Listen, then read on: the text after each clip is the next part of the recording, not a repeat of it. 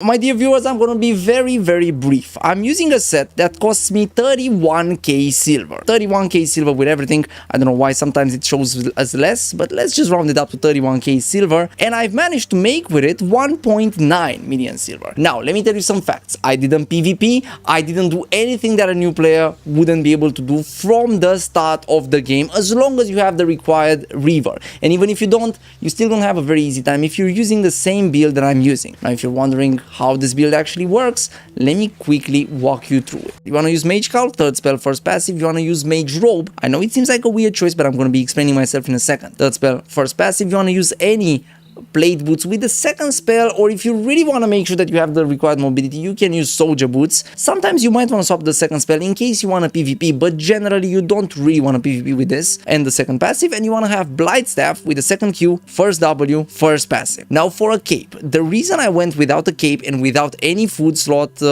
any food and any potions, is because I wanted to nerf myself as much as possible. I have close to max spec in this. I went with tier 4 flat without a cape, so I lower my IP to the same IP that you would have if you go with 4.1. Bringing in 4.1 set should cost you less than 50k, so it's not going to be a big difference in terms of that. Now, there's a lot that can be said about this set and a lot of different upgrades that you can have to this set. That's going to be a different video in which I explain this build as I usually do, with like the cheap option, the mid-range version, and the expensive version of this set. Right now, I'm just going to show you what I've used straight up. For a cape, you can have a normal cape or a Tedford cape. For food, you should have roast pork or cabbage soup, and for potions, you cannot go wrong with invisibility potions for survivability or poison potions for boss fights. Now, let me explain the builds. Let me explain the abilities themselves. This is how the Q looks like. You can cast it up to 3 times. In general, it's a better idea to cast it once, do a bunch of auto attacks, cast it again, do a bunch of auto attacks, and cast it again. This actually gives you way more DPS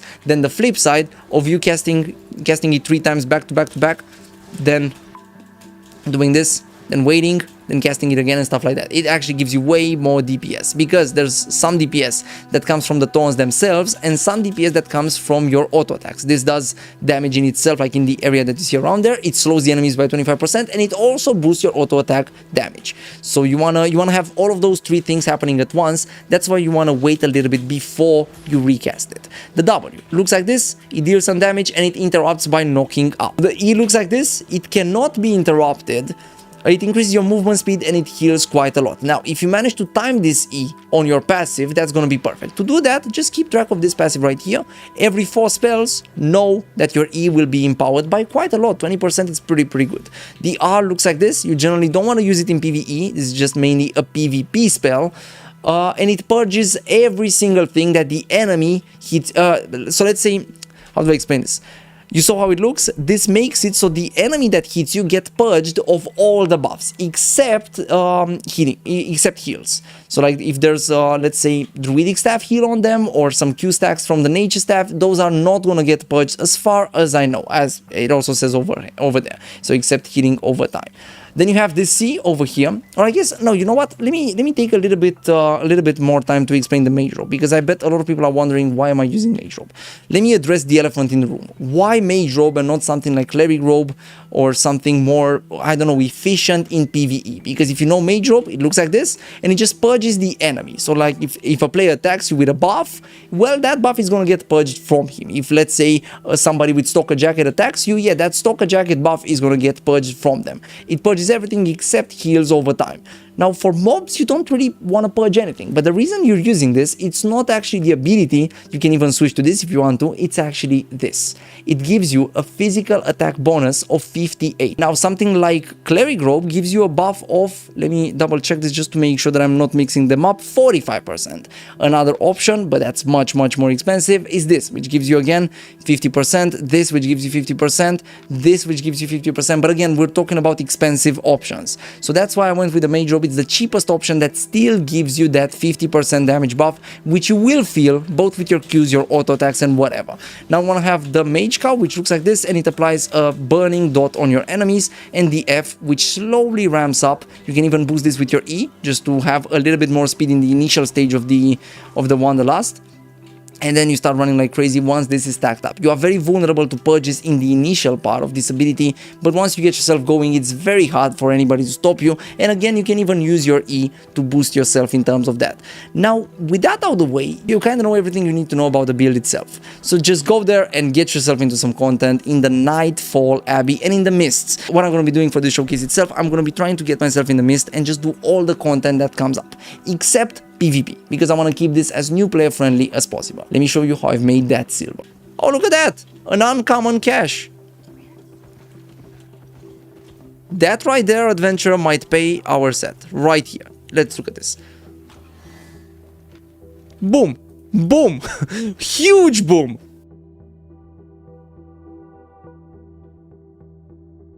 Oh, look at this! Another uncommon cache. I'm very tempted to show you this, but first I want to complete the first quest, chat. It's 84k right there in the bag. So we've made 10 times more in just one mist. 10 times more in just one mist.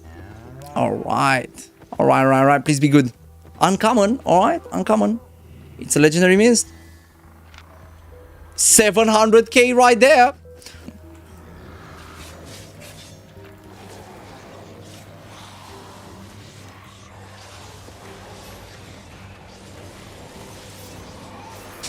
This is a joke, man. Face rolling content. And again, I'm in tier 4.1 equivalent. So it's not like, oh no, you weak, Mog. Yeah, I'm weak. I'm in 4.1. Green chest. Come on. Come on. I mean, 4.1 if you don't have spec. I'm in tier 4. Chat. Let's look at this. 100k right there. Right, boys. Boss time. Bosses with this build are the easiest thing ever. Like, you do a ton of damage, you don't take a lot of damage.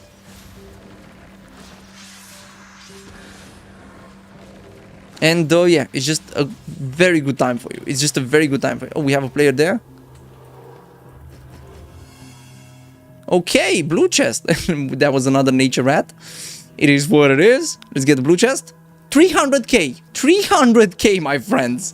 Let's just look at this. A blue chest. Straight up. Let's see. So my build is 31k.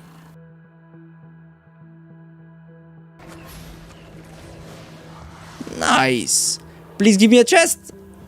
Oh, double chest. I mean, it's green, but hey, one of them might actually be good. I've been really lucky with the chests. I gotta say that.